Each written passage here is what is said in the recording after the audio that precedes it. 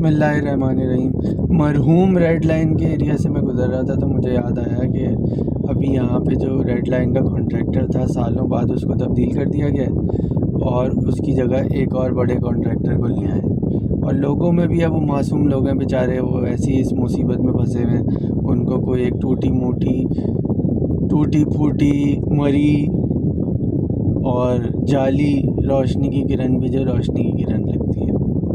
بھائی contractor change کرنے سے کیا ہوگا؟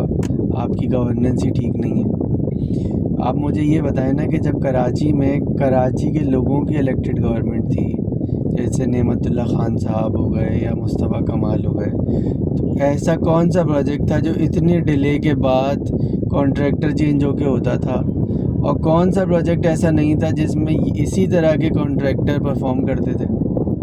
بات یہ ہے کہ آپ اپنے گورننس کے فیلیئرز کو کسی نہ کسی پہ بلی رکھ کے کیوں ڈال رہے ہیں؟ گل پلازا میں آگ لگ رہی ہے تو بھائی وہ آگ نہیں بجھ پا رہی تو یہ قصور کسی چھوٹے موٹے سٹاف کا نہیں ہے، آپ کی گورننس کا مسئلہ ہے۔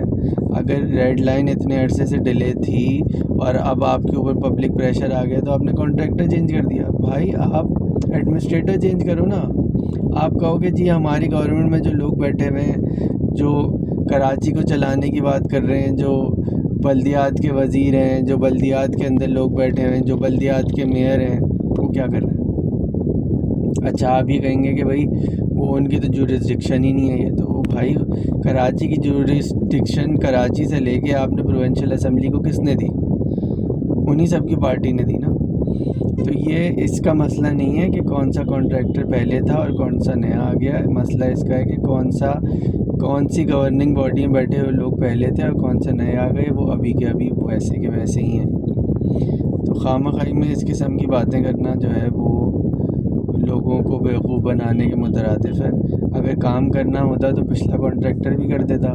اس پچھلے کانٹریکٹر نے دوسرے صوبوں میں بڑی بڑی ہائی ویز بنائی ہیں جن کے اوپر آپ 120 کلومیٹر فی گھنٹہ کی رفتار سے ٹریول کرتے ہیں، اور جو دوسرا کانٹریکٹر آیا اس کا بھی تقریباً سیم پروفائل ہے۔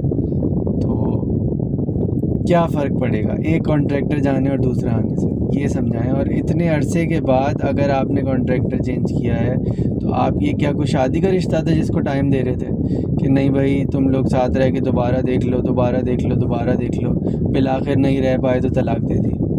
وہ تو ایک پروٹوکول ہوتا ہے کچھ دنوں کا، 1.5-2 مہینے کا، جس کے بعد آپ الگ کر دیتے ہیں۔